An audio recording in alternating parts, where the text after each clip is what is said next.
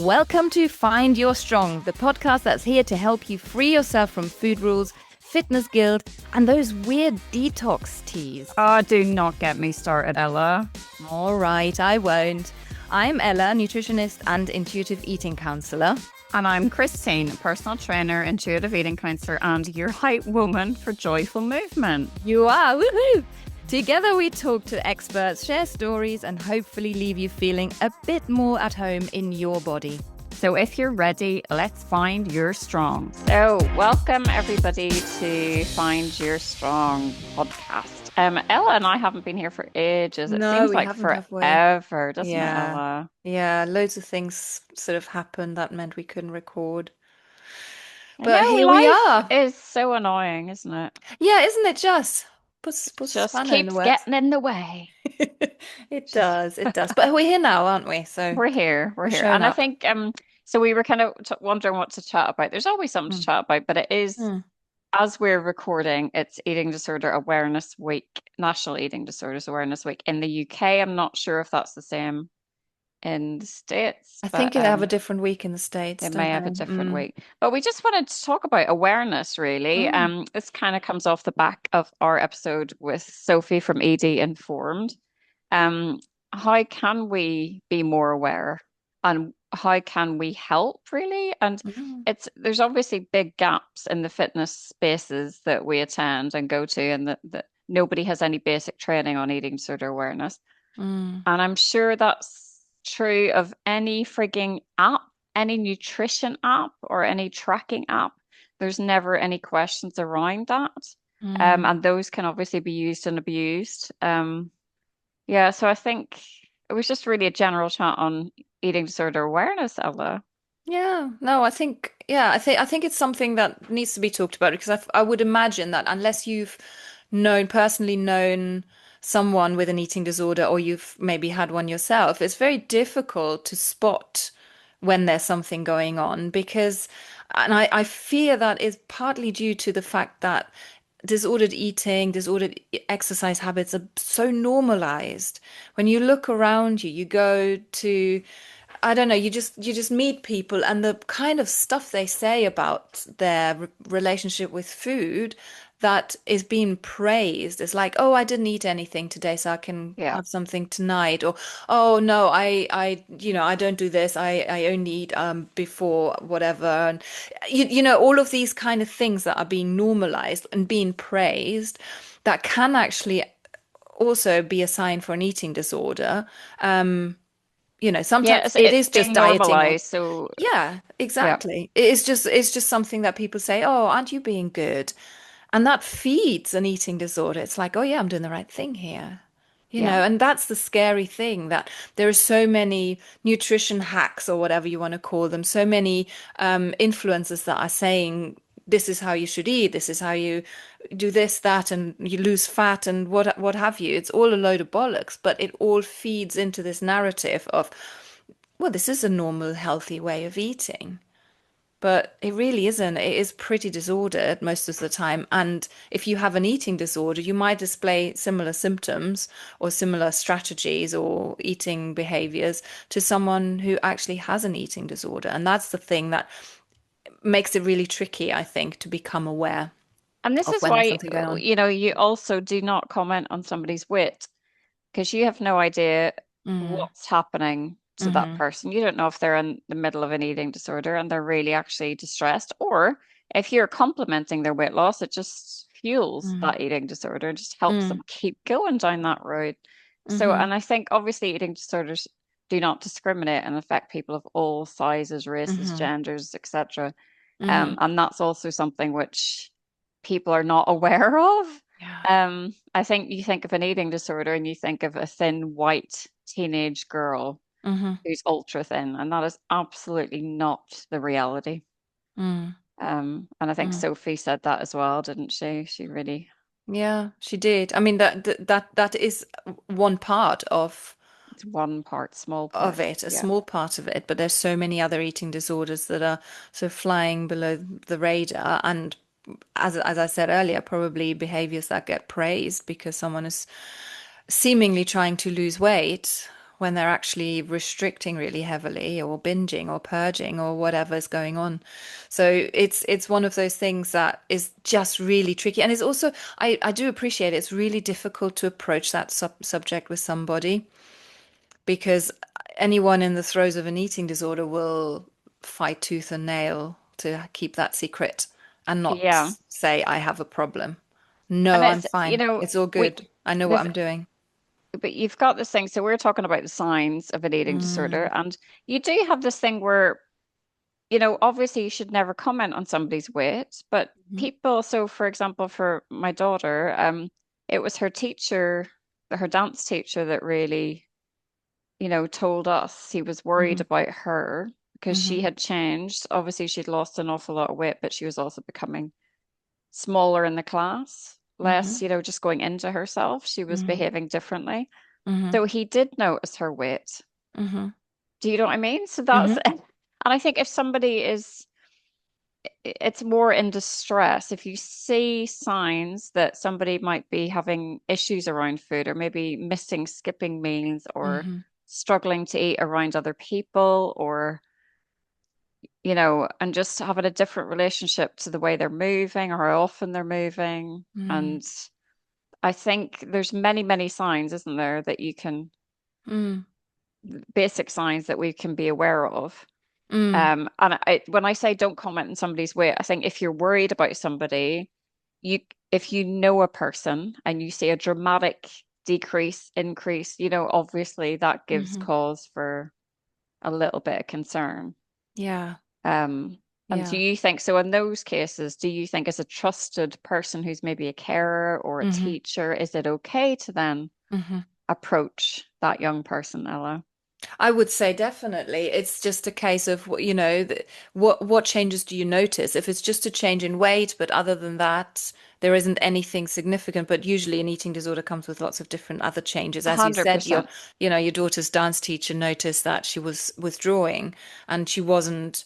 She was figuratively and like literally getting smaller, which wasn't her. It wasn't her personality. So I think Yeah. if there is a change noticed in somebody that is of concern because it's very different to what they're usually like, plus weight loss, or possibly incredible weight gain could be, Yeah. if Or someone it has could, binge the eating thing disorder, is, or with you could just, eating disorders such as bulimia and other yeah, eating disorders, you might not change not at change at all. all. Your weight Exactly. might stay exactly the same. So it's Yeah. really, it's more about the behaviors and Mm, how people, if they're secretive around how they're mm, eating, or if they're very worried about ultra processed foods all of a sudden, or if they yeah. will only eat a very small portion, or Yeah. they don't want to eat around friends. Yeah. If they start exercising more Yeah. than usual, if they're, just if they change, if their personalities change, if Yeah. they suddenly get very low, or if they get a bit more withdrawn, it's like checking in Yeah. on your friends. And when I Mhm. say commenting, I do mean, oh, wow, you look great. Have you lost weight? We need to just take those words out of our vocabulary Yeah. and put them to one side and never say them again Yeah. Absolutely. because they're the most damaging words in the English language. To my Yeah. knowledge. But I would also say that with eating disorders, this is something that I've read recently and also have personal experience of. They often have comorbidities. So somebody Mm, might be also struggling with OCD, with body dysmorphic disorder, with lots of different comorbidities. They yeah. might also be neurodivergent, etc. Hmm. So it can get sort of masked and, but it Mm, is, I think for people in spaces, especially exercise fitness spaces or schools or anywhere where a person is for a lot of time or hmm. somebody's in that position of care, Hmm. it's really important they have very basic understanding of what an eating disorder is and how it impacts Yeah. people, would you Yeah. say? Absolutely. Absolutely. Interestingly, I had a meeting with a local primary school not long ago in I think it was November. Um to talk about that because they've had a couple of cases of children having anorexia. They've got members of staff off with eating disorders, and I was just asked to come in and have a chat with them. And I think for places like schools in particular, it's really really important to be aware of those things because a simple throwaway comment from a member of staff or whoever that might be, can be incredibly damaging to someone who's on the cusp of an eating disorder or who struggles with food. So, we talked a lot about, the systemic issue of the curriculum, of how things are taught, how there are still teachers that weigh and measure children to put together a Yes, graph. I mean, it's absolutely shocking what still goes on, but there is so much sort of narrative around the right or the wrong way of eating that 100%. that Yeah. that teachers that you use in conversation that teachers and staff in schools might not be aware of. And I think absolutely you're so right. I think they need to have a basic understanding of, this could be damaging, this could be a real sort of trigger point for somebody who's struggling with food. And that it affects kids. Certainly, if you Mm, see it can affect a child in that they lose an awful lot of weight, but it can also affect a child. They don't lose any weight, but they change. Their mm, behaviors change. They yeah. change. Their personality changes. Their habits change. Their how they are, how they Mm, interact with other people changes. So mm, that's because I think it's all too common that we just think of that one, yeah. that typical in inverted commas Yeah. anorexia rather than atypical. I hate that Yeah. atypical anorexia. I think Yeah. anorexia is anorexia. Anorexia, exactly. It's a very strong, it's a mental illness. It's a very Yeah. hard thing to overcome, Yeah. and it doesn't discriminate on size, No. gender, it doesn't Yeah. race. It's not. So it is, But and even I, that is something that people need to be aware of because I yeah, think a lot of 100%. people just really don't see that someone in a larger body can also be anorexic. That's like for people that's doesn't make sense, but that is the case. You can be in a restrictive eating disorder if you're in a larger body, and then you probably 100%. quite likely get praised for not eating, This which is is what I'm saying. And it's like, and if you don't eat much food, then it's like, oh, Mm. well done.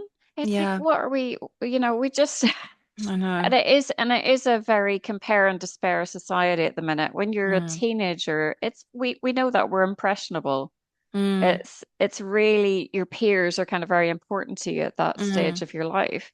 And it's natural to compare. And if you know, it's about building up the kid's sense of self, but maybe just bringing in a little bit of training for staff so mm. that they don't say something that's potentially going to stick in a kid's brain for That's years and it. years and years. Yeah, of And through no malice and through no, course not.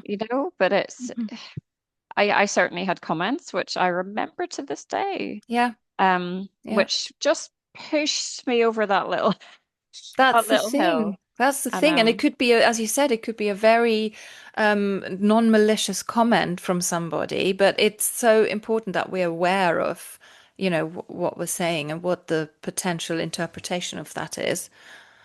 yeah, Definitely. and it's obviously there's very inconsistent care once an Mm, eating disorder is spotted, and it's mm, every trust in every part of the country has a very different way of dealing with an eating disorder. There's no cohesive mm, approach, mm. and even NHS are not.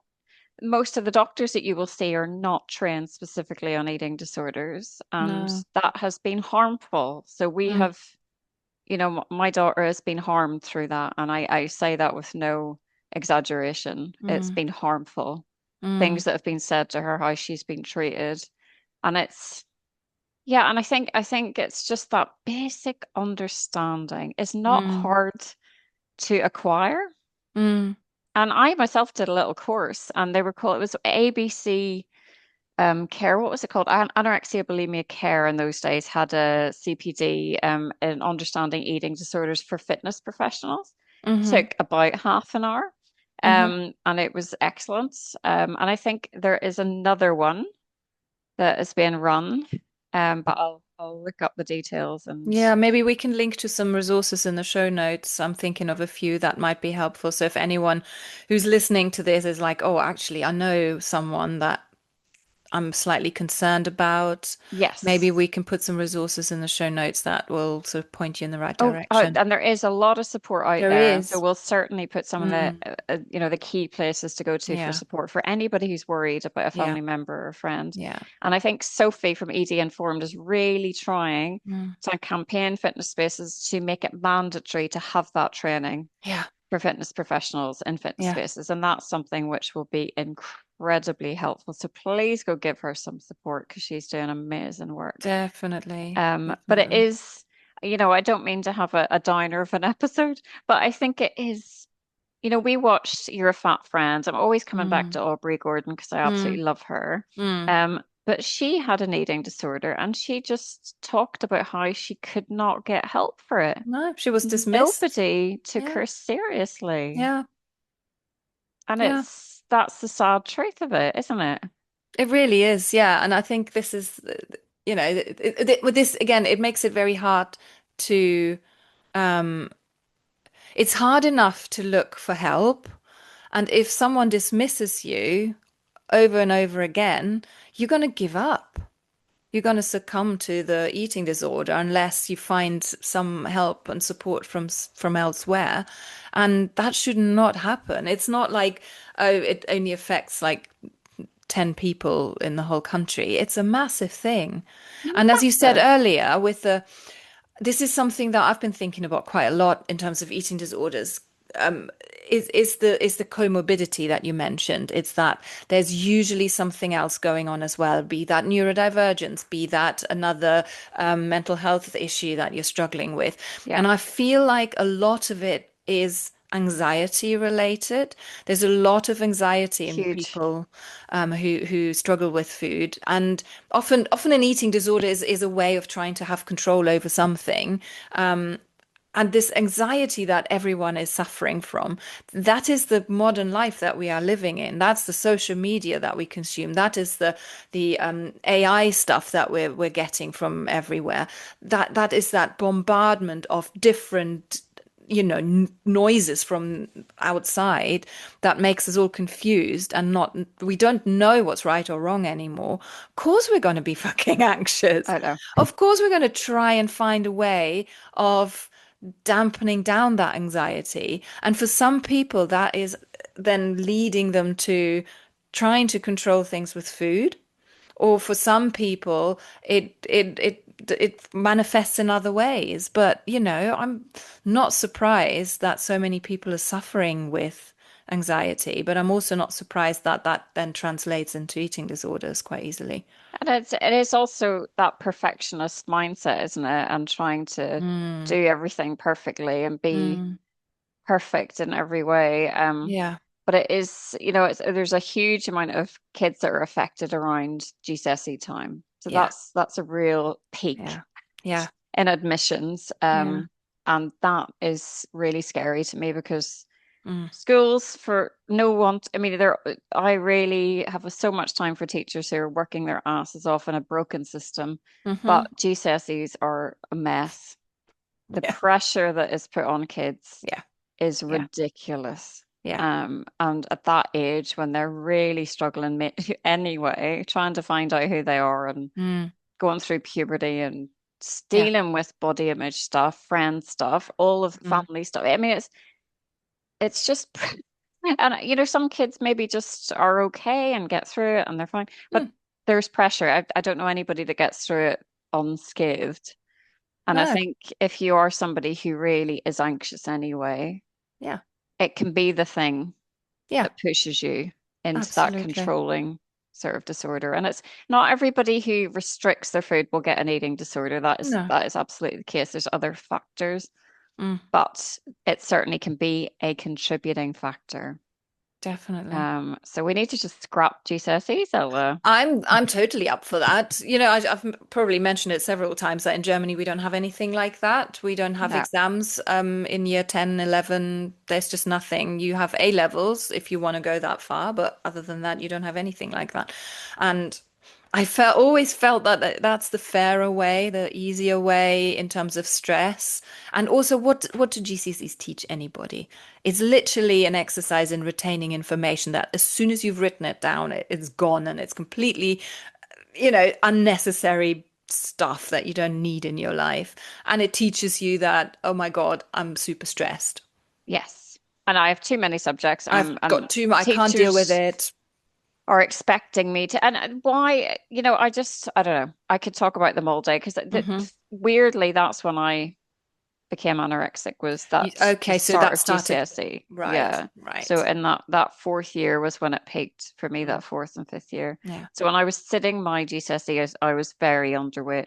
And then Mm, after that, I kind of got some treatment. mm, But it definitely was horrendous. So it just, mm, because I was somebody that was a people pleaser, trying to hmm. want to show my worth because Yeah, yeah, through my results, and yeah, maybe people will like me if I get A's. yeah. If I'm Uh, bright and I get good grades, and it was a way of coping with that. And it yeah. is the most twisted coping mechanism in the world, but it is a coping mechanism It is a for, coping mechanism and it works short term, doesn't it? yeah. So And it what also would you, shows you that you're good at something. The eating disorder will yeah. reinforce that, right? You're very good at not eating. Look at you, how good you are, you But know. what is the answer, Ella? The system is, I think it's basically Mm, what we're trying to say is, if there is a way you can support a charity, if mm, you can go follow ED Informed and follow Beat and follow also Molly Forbes, mm, bodyhappy.org. She is fantastic, delivering hmm, programs on body image around schools. There's so many people who we've already interviewed on this podcast hmm, that can signpost you to help and that have resources on their websites. hmm. But if you're worried about somebody, what would you do, Ella? Me personally, or what would I Yeah, recommend someone do? I mean, as you said right at the beginning, trying to have a gentle conversation with that person, but coming at it from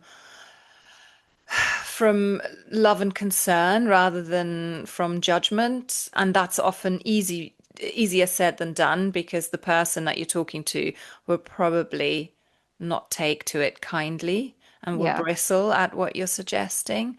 Um, so I would say don't try and be a savior, but maybe be there and say, look, if you want to talk, I'm here.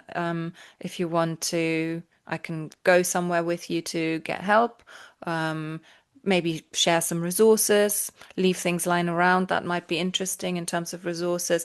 I don't know. It's a tricky one because you don't want to push someone away, which is likely to happen initially when you address something that they're very well aware of, but they don't want you to know about. So And you, can we just ask from a nutritionist point of view, uh, because I'm not a nutritionist.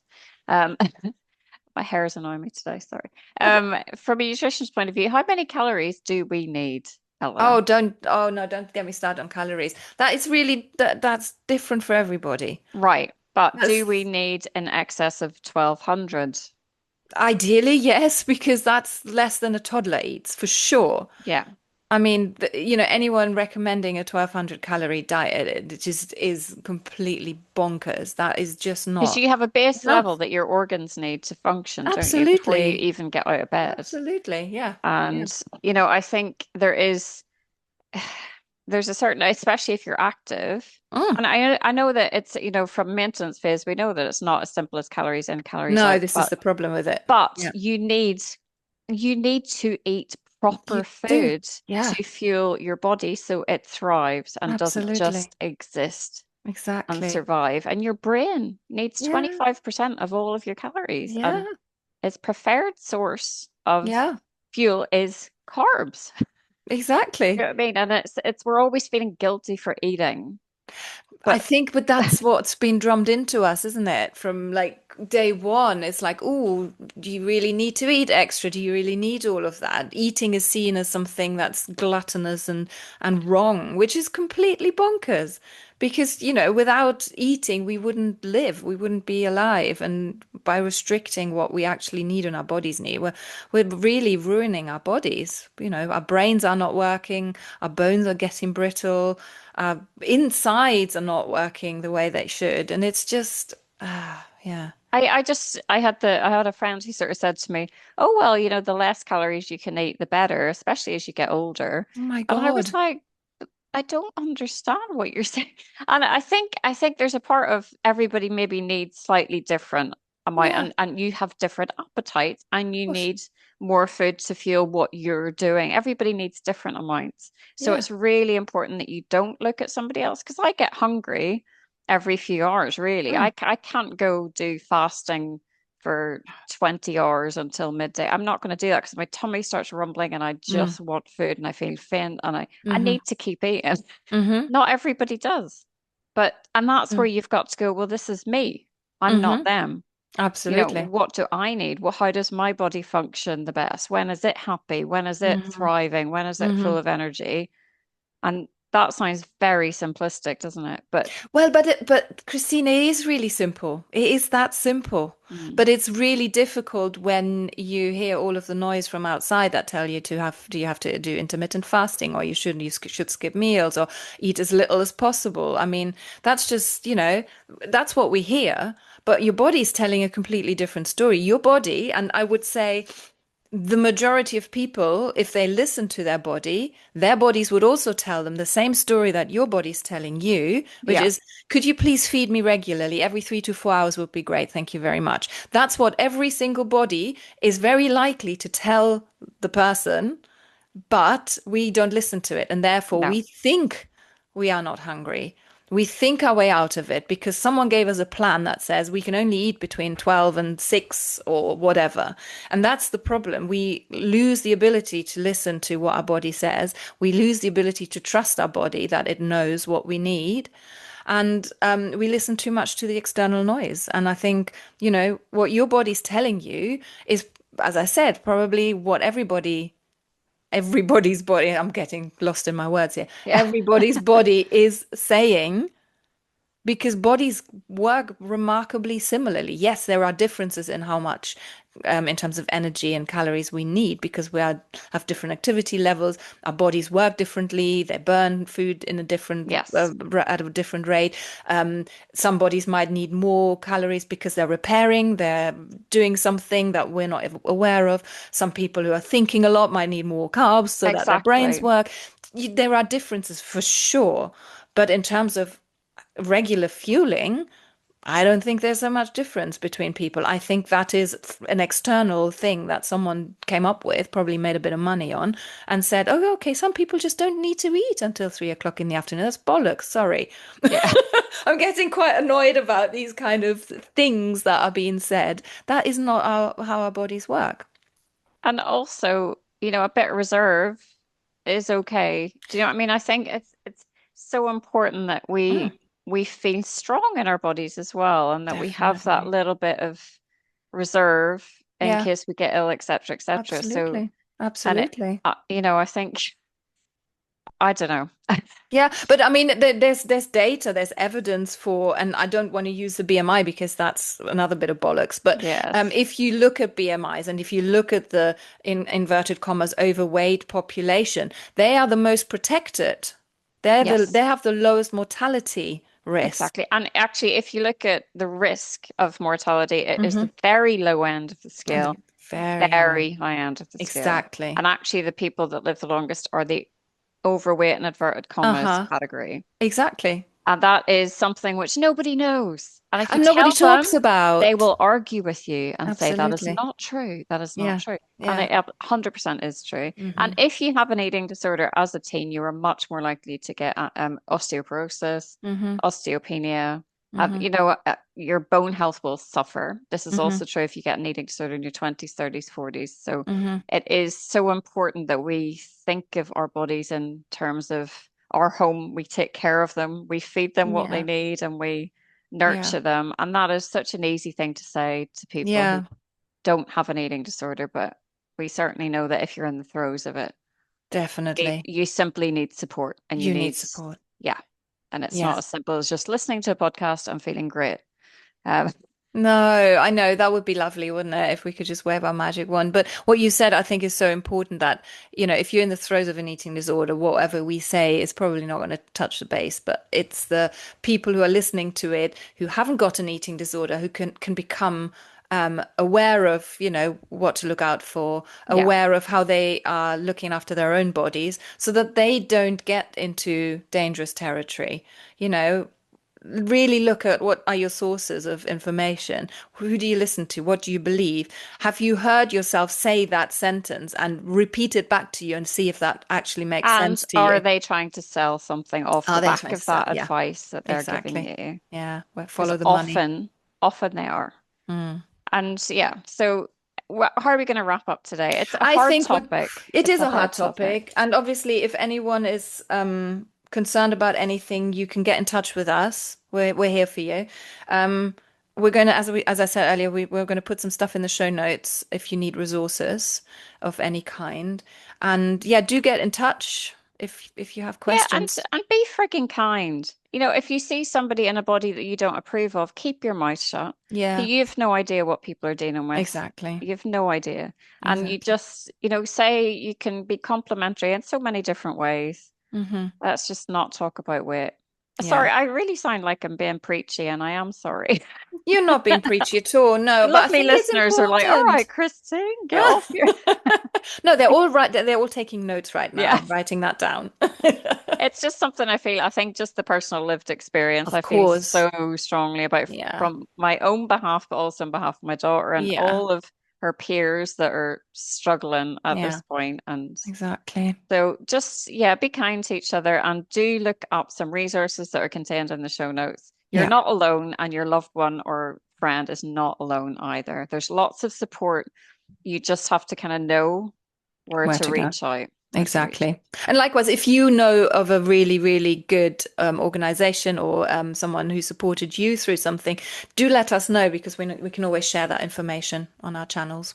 Cracking.